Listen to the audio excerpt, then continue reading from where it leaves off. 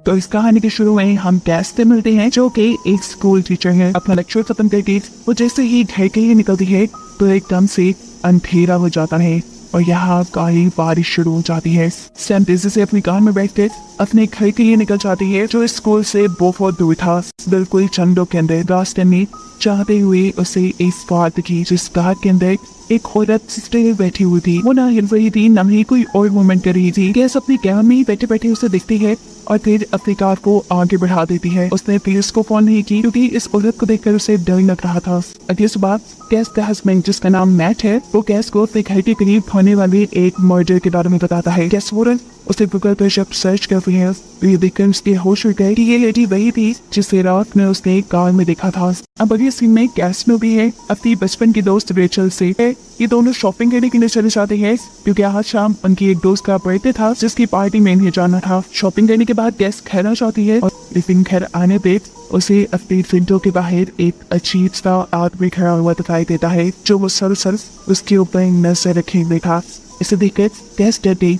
एकदम से उसके पीछे उसके हस्बैंड आए और उसने पूछा कैस क्या देख रही हो। तब कैस ने बताया बाहर एक आदमी है जो मुझे खो रहा है। मैट जब बाहर देखता है तो बाहर तो कोई भी नहीं था। वो कैस से कहता है मुझे लगता है तुम थक गई हो, तुम आराम करो। शाम की पार्टी में रेचल भी कैस से उसी मर्डर के बारे में बात करती है जो उनके घर के पास हुआ था। वो बताती है कि जिस औरत का मर्डर हुआ था वो औरत रेचल की और मैट के ऑफिस में काम करती थी। घर आने पर दोबारा कैस और मैट की उसी मर्डर के बारे में बात होती है। कैस बहुत ज्यादा डर चुकी थी। सुबह में कोई इसी मर्डर की न्यूज अब टीवी पे भी आ रही थी। इसे देखकर कैस और भी ज्यादा रहती। अचानक उसे महसूस हुआ कि कोई उसके पीछे है। जो वो बाहर जाकर चेक करती है तो हम कैस के पीछे किसी का शैडो देख पाती हैं। दोबारा उसे टॉप 1 नंबर से कॉल आती है और इस मरतबा भी कॉल उठाने पर आगे से कोई नहीं बोल रहा। इस सबके बाद कैस अब उस मर्डर साइट पे जाती है। वहाँ पर काफी सारे बूके सटे हुए थे और वहाँ पे एक फॉक्स भी थी, जिसे देख कर कैस डर गई और फौरन अपने घर वापस आ गई। उसने मर्डर साइट से लड़की का एक एयररिंग चुराया था, जिसे लाकर उसने अपने घर पे संभाल कर रख दिया। आज रात में जब कैस नहाने गई तो कैस को नहाते हुए बहुत अजीब फील हुआ। उसे ऐसा लगा कि कोई जबरदस्ती उसे पानी के अंदर डुबो रहा था। डरते वो जोर से वॉशरूम से निकल कर मैट को कॉल करती है और उसे बताती है कि घर पर कोई आ गया है। अभी वो फोन पे बात ही कर रही थी कि एकदम से उसकी खिड़की बंद गिरने जाती है। वो फौरन दरवाजे पे चेक करने जाती है तो वहाँ पर ऑफिसर्स आए थे जो उनके घर के पास होने वाले मर्डर की इन्वेस्टिगेशन करेंगे। ऑफिसर पूछते हैं कि क्या तुमने उस लड़की के मर्डर के बाद वहाँ उस कार को देखा था। डरते हुए कैस बताती है हाँ मैंने देखा था, लेकिन मुझे ये आइडिया नहीं था कि वो मर गई होगी। मैं बहुत घबरा गई थी, इसलिए मैंने पुलिस को फोन नहीं की। मैं जो कि इसे इन्वेस्टिगेशन के टाइम यहाँ पे आ चुका था। वो ऑफिसर्स के जाने के बाद कैसे पूछता है क्या फिर तुमने मुझे ये बात क्यों नहीं बताई थी कि तुम भी उस रात वहाँ से गुजर कर आई थी। जवाब में कैस कहती है क्योंकि तुमने मुझे उस रोड से गुजरने से मना किया था। मुझे लगा कि अगर मैं तुम्हें बताऊंगी तो तुम मुझ पर गुस्सा हो जाओगे। ये लेकर कैस भी तैयार होकर स्कूल के लिए निकल जाती है। आज छुट्टी का दिन था लेकिन फिर भी कैस स्कूल आई थी क्योंकि उसकी मीटिंग थी। लेकिन ऑफिस में जाकर वो दिखती है कि ऑफिस में तो कोई टीचर नहीं। तभी उसी का एक कुलीग जो कि यहाँ का कोच है वो उनके पास आता है और उससे पूछता है कि आप आज क्यों यहाँ आई हैं।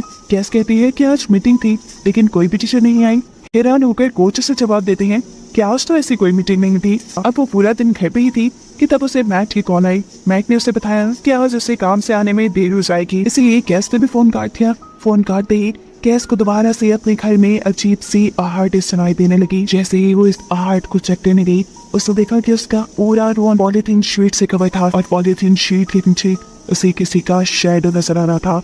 और जैसे ही शैडो के करीब गई तो एकदम से किसी तरह पॉलीथीन ने उसके ऊपर लिपट गई।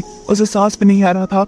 मुश्किल से अपने आप को इस पॉलीथीन से छुड़ाते हुए वो बाहर आई और उसे दोबारा उसी अननोन नंबर से कॉल आ गई। हर बार की तरह इस बार भी कोई भी दूसरी तरफ से रिस्पॉन्स नहीं कर रहा था। अब तो कैस बुरी तरह घबरा चुकी थी। वो डर के अब वही सो चुकी थी। आधी रात में किसी ने कैस को उसका नाम लेकर जगाया। कैस जैसे ही उठती है तो उसके रूम का डोर खुल जाता है। दरवाजे के पास कोई भी नहीं था और उसे यहाँ से अपनी मॉम की आवाज आ रही थी। हालांकि उसकी मॉम दो साल पहले ही मर चुकी थी। कैस जब उस आवाज का पीछा करती है तो उसे अब अपनी मॉम की सुलन नजर आ रही थी, जिससे डर के कैस वहाँ से भाग गई। उस सुलन ने भी कैस का पीछा किया लेकिन वो कैस के पीछे वॉशरूम में नहीं आई। इसके बाद कैस को अपने कमरे से बहुत सी चीजें गिरने की आवाज आने लगी थी, जिससे डरते हुए उसने पुलिस को कॉल कर दी। ऑफिसर जो यहाँ मर्डर की इन्वेस्टिगेशन कर रहे थे वो भी जल्दी से उसके पास आ जाते हैं, लेकिन उसके घर की पूरी तलाशी लेने पे उन्हें यहाँ कोई भी नहीं मिलता। और जैसे कैसे उन्हें बता रही थी कि उन्हें अपने कमरे से जूते टूटने की आवाज आ रही थी, वहाँ तो कोई चीज हिली भी नहीं थी। अब कैस की इस अजीब सी हालत को देखते हुए ऑफिसर किसी को कॉल मिलाती है और उन्हें एक शॉकिंग बात ये पता चलती है कि आज से 2 साल पहले कैस मेंटल हॉस्पिटल में एडमिट थी। इसीलिए अब ऑफिसर को कैस पे शक होने लगा था।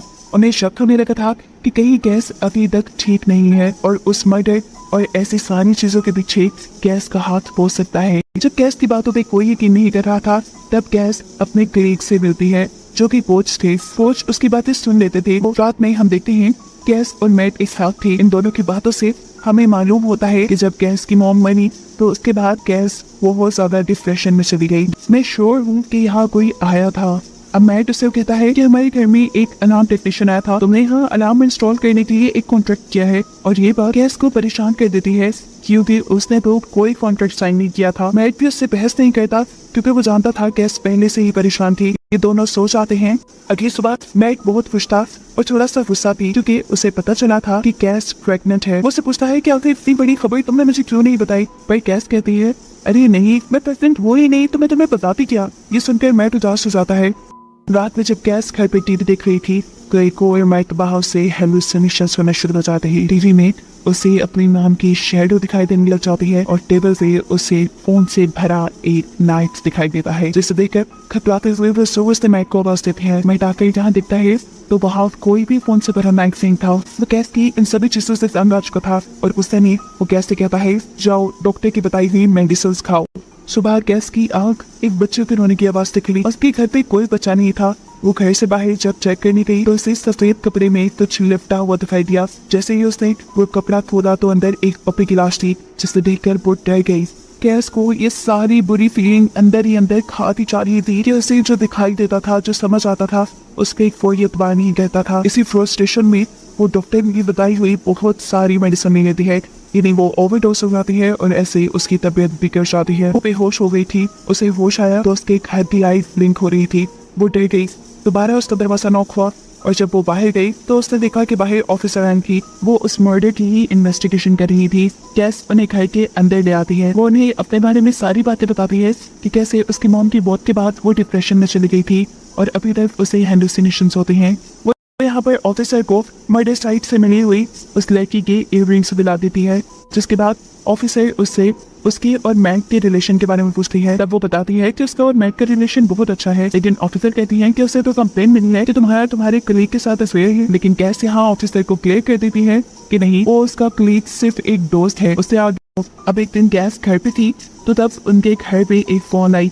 ये कॉल अलार्म इंस्टॉल करने वाली कंपनी से आई थी। जहाँ कंपनी से बात करते हुए कैस को मालूम होता है कि कॉन्ट्रैक्ट पेपर पर साइन असल में मैट ने की थी, क्योंकि जिस दिन वो कॉन्ट्रैक्ट करने के लिए आए थे उस दिन कैस तो घर पे थी ही नहीं। और इस चीज से कैस को अपने ही हस्बैंड मैट पे शक होने लगा है कि आखिर क्यों उसने कैस से झूठ बोला, क्यों वो कैस को ब्लेम कर रहा था कि उसने कॉन्ट्रैक्ट करने के बाद उसे बताया नहीं और उसके नकली साइन करना, ये सब क्या चल रहा था। अब उसे शक होने लगा था कि शायद मैट का कहीं और अफेयर चल रहा है। इस सिलसिले में वो अपनी दोस्त रेचल से बात करती है और उसे कहती है कि तुम मैट के पीछे एक प्राइवेट इन्वेस्टिगेटर लगा दो। हालांकि उसे तो रेचल पे भी शक था कि कहीं रेचल और मैट का ही अफेयर हो, इसलिए उसने चुपके से रेचल का मोबाइल चुरा लिया था। इस मोबाइल में कैस को बहुत से ऐसे मैसेजेस मिलते हैं जिसे पढ़कर वो शॉक रह चुकी थी, क्योंकि ये सारे मैसेजेस उस मर्डर से लिंक हो रहे थे। इसी मोबाइल से कैस को ये भी मालूम होता है कि उसका शक बिल्कुल ठीक था, रेचल और मैट का अफेयर चल रहा था और इसी अफेयर के बारे में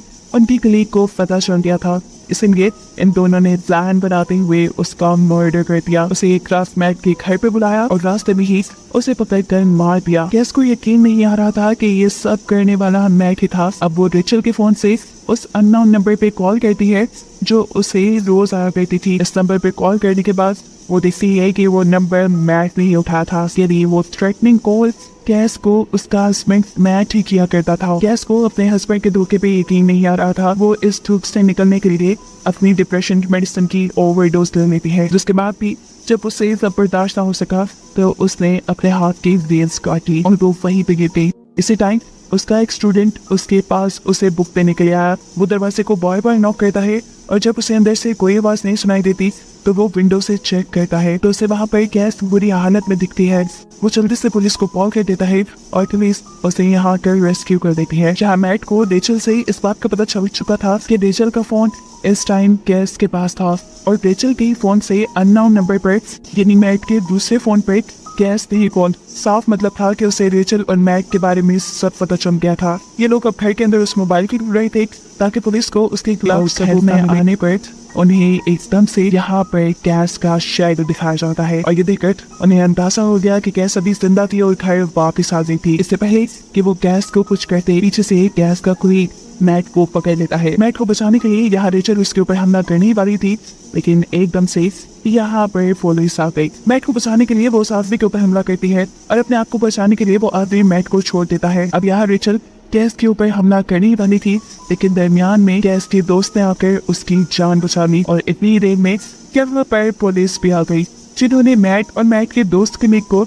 हॉस्पिटल में शिफ्ट कर दिया और उनकी जान बचा ली जबकि मैट और रेचल को अरेस्ट कर लिया गया। अब सीन कट होता है और हमें कुछ दिन बाद का सीन दिखाया जाता है जहाँ कैस अपने कुलीग को बता रही थी कि मैट की जेल में जाकर दिमागी हालत काफी खराब हो गई और उसके चलते वो मारा गया जबकि रेचल ही कोर्ट पे अपने सारे गुनाह कबूल कर लिए थे और उसके चलते उसे उम्र कैद की सजा हो गई थी। यहाँ आकर हमें मालूम होता है कि असल में कैस पागल नहीं थी, उसे पागल भी मैट ही बना रहा था ऊट पटांग की दवाइयाँ देकर और उसके लिए ऐसी सिचुएशंस बनाकर जिससे वो पागल लगे। उनका अफेयर बहुत पुराना था। वो चाहते थे कि कैस को मारकर वो उनकी सारी प्रॉपर्टी हत्या ले लेकिन उनके बुरे इरादों की खबर उनकी एक उम्मीद को हो गई। इससे पहले कि वो ये सारी बातें कैस को बताती इन दोनों ने मिलकर उसे ही मार डाला। यहाँ पर एक और बड़ा सच कैस ये रिवील करती है कि उसने अपने घर में एक स्पाई कैमरा लगाया हुआ था जिससे वो हर वक्त अपने हस्बैंड पे नजर रखती थी।